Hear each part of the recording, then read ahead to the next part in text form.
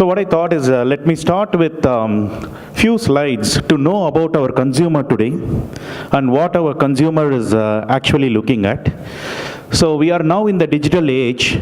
So if you remember last year when Reliance Jio announced, so they had around 160 million subscribers enrolling in less than 1 year.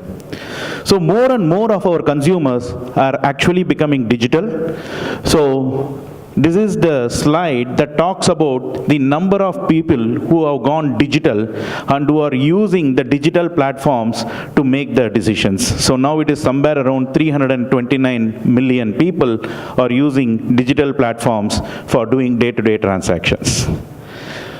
And surprisingly not, mobile has become the preferred way of doing business. People love to pay money only through mobile. You yourself can check it out. Most of the transactions that you are doing today is mostly on your mobile. So we have gone away from web. We have gone away from actually going to the offices. Now we use mobile as our payment gateway, and that is what we are using for making most of the payments. And surprisingly not, it is projected to reach somewhere around 1,130 billion by 2021.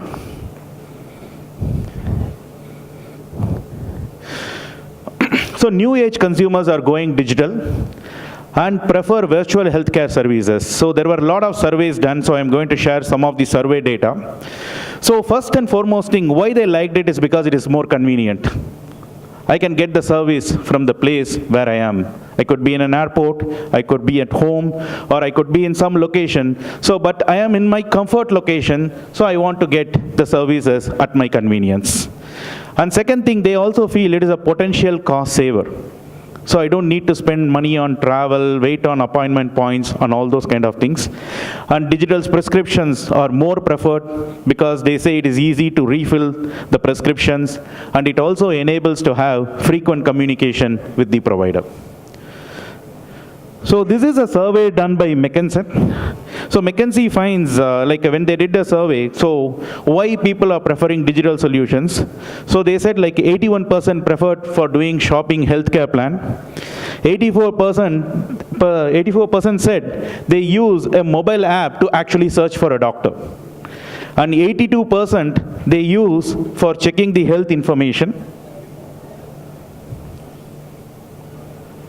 And 82% is using for monitoring the healthcare metrics, and 85% are using for paying their health insurance bills, and 79% are using it for purchasing the healthcare plan.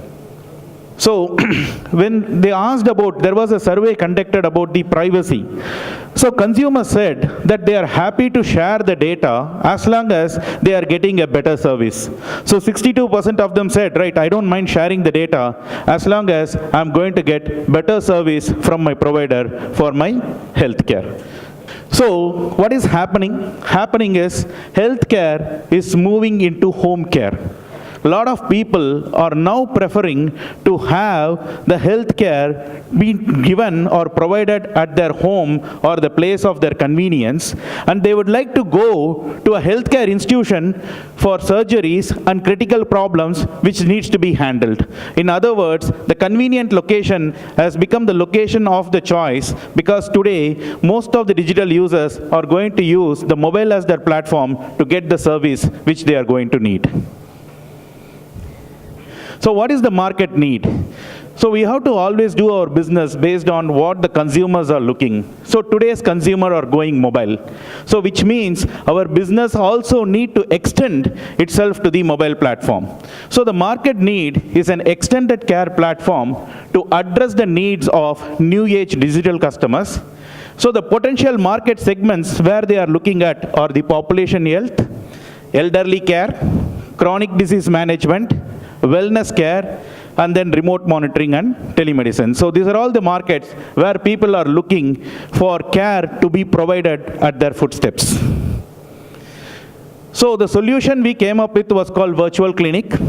So it's a smart healthcare solution which is based on IoT and artificial intelligence. So I'm going to spend few minutes on talking about this. So what is Virtual Clinic? To enable established healthcare institution to extend healthcare services to to reach digital consumers in their preferred locations with IoT and AI. In other words, we already have well-established healthcare institutions. How we can take the services of those healthcare institutions to the footsteps of the consumer who are going to use the digital platform with the technology. The technology which we are going to use is IoT and artificial intelligence. So our solution is called AMI Smart Care Solution. So it is an all-inclusive turnkey solution. So we participated in a global competition called Qualcomm Tricorder X Prize, and we actually built one of the tricorder devices.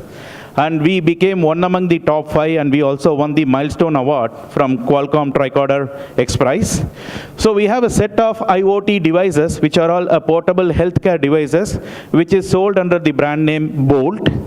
And we also have a healthcare platform which we built it called as the Megatrends, which is a mobile application-based platform. And then the data goes to the cloud. So we also have done some amount of data protection and analytical services using machine learning and deep learning. And we provide this as a complete package as an integration services to various hospitals, various healthcare institutions. So one of the earlier gentlemen who spoke here, who spoke about centralized and decentralized care, I very much agree with him. So we need to extend the centralized care. Already the healthcare institutions have a lot of data. So we need to find a way for those institutions to reach the footstep of every customer. So here is a small example. So a consumer typically at home, using their mobile and using AMI devices, can check all their vitals parameters, and that information goes automatically to hospital like Apollo, wherever they are located. And once it goes to the hospital like Apollo, it also goes to the Apollo doctors and Apollo clinicians. So if it is an emergency situation, the doctors and clinicians can immediately talk to the customer and have the customer arranged an ambulance and brought it to the hospital. So if it is a normal situation, the hospital collects all the data, and the data is now available in the centralized server, which can be used for data analytics, which can be used for deep learning, machine learning, and artificial intelligence.